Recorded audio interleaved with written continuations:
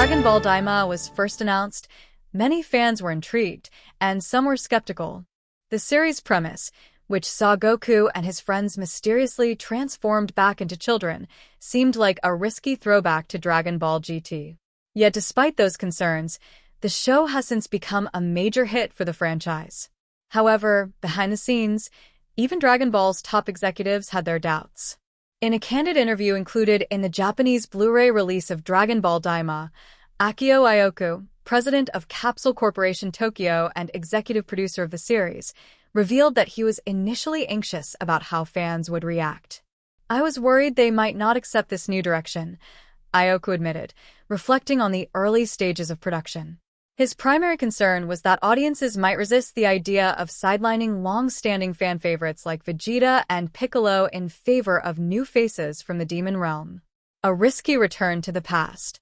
Dragon Ball Daima follows Goku and several allies as they navigate a new adventure in the Demon Realm, all while coping with their sudden de-aging. The setup deliberately evokes Dragon Ball GT, which received a mixed response upon its original release. Iyoku worried that fans might view Daima as a repeat of past mistakes, a nostalgic experiment that didn't need to happen again. Despite those fears, Iyoku said the creative team, led by director Aya Kamaki, was fully confident in the fresh direction. Kamaki believed that new characters like Goma, the Demon Realm's new king and successor to Dabura, would win audiences over. In her view, Toriyama's script had enough charm and humor to balance out the unfamiliar setting.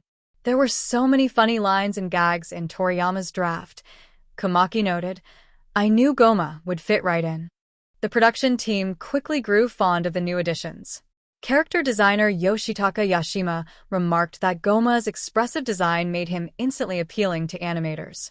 Kamaki also praised Yohei Sasaki and animation supervisor Chikashi Kubota for giving Goma and his companion Digisa dynamic, theatrical movement that brought the Demon Realm to life. Years in the making. Iyoku's interview also shed light on the unusually long development of Dragon Ball Daima. Discussions for the project began as early as 2018, while the team was still working on Dragon Ball Superhero. The first episode's production meetings started around 2020, but even after storyboarding began, progress stalled for nearly a year. The project had no fixed format or broadcast plan at the beginning, Iyoku explained.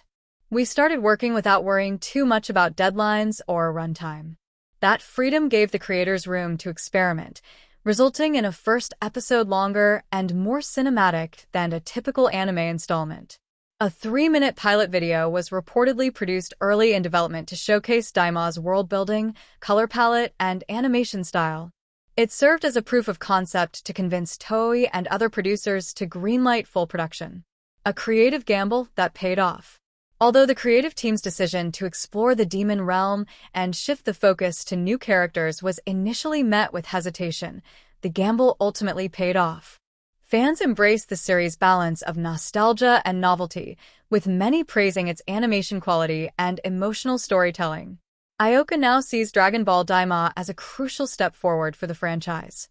By stepping away from predictable formulas and focusing on fresh territory, the show managed to capture both longtime followers and new audiences alike. In hindsight, Iyoku's early fears only underscore the series' success.